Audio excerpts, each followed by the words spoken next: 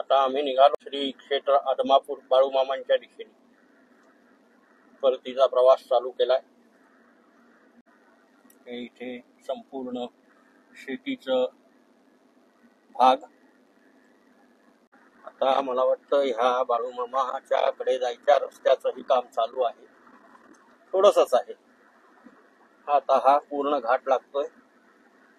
थोडंसं इथे संपूर्ण खालचं दृश्य कसं मस्त दिसतं। हळूहळू हळूहळू पुढे हे बघा, या घाटाच्या खाली गाव आहे, असा मस्त सीन दिसतो इथे।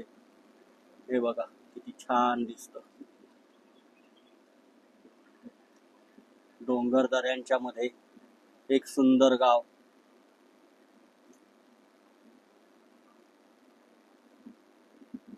आपल्या महाराष्ट्रात सुद्धा हे असे नजारे, असे सिनिक नजारे छान दिसतात।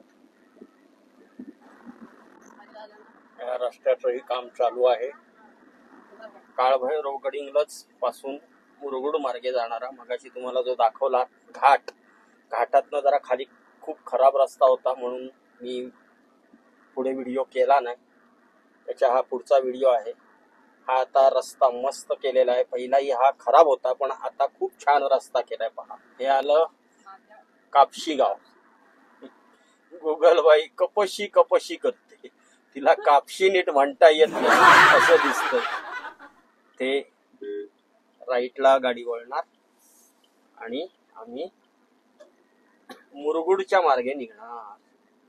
हे बघा, हा सगळा ही सगळी बाजारपेठ आहे। कापशीच्या रोडवरनं गाडी चालवायला मस्त वाटतं, पण आज आमचे चक्रधर म्हणाले मीच गाडी चालवणार, त्यामुळे आमच्या हातात ते काय चक्र देईना झालेत। याला विंडमिल म्हणतात, त्या मराठीत त्याला पवनचक्की म्हणतात। अशा एक लाईननी दिसत आहेत बघा, आणि चालू आहेत, त्या फिरतायत, व्यवस्थित फिरतायत। कृषी समृद्ध भाग। हे बघा इथे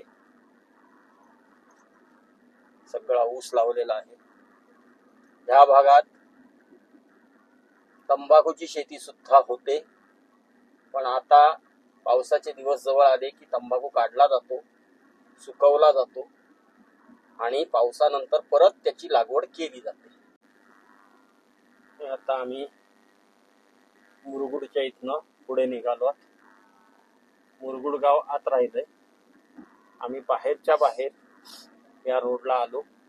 आज गुगल मॅडमनी आम्हाला बाहेरच्या बाहेर मुरगुडला आणलं। आता इथून जवळजवळ 6 ते 7 किलोमीटरवर आदमापूर आहे। आलो आम्ही आता बाळूमामाच्या देवळाच्या मागच्या कमानीवर। हे आहे आदमापूर पार्किंग। आम्ही आता या कमानीतनं आज जाऊन बघूया, गर्दी आहे। बाळूमामाचं दर्शन,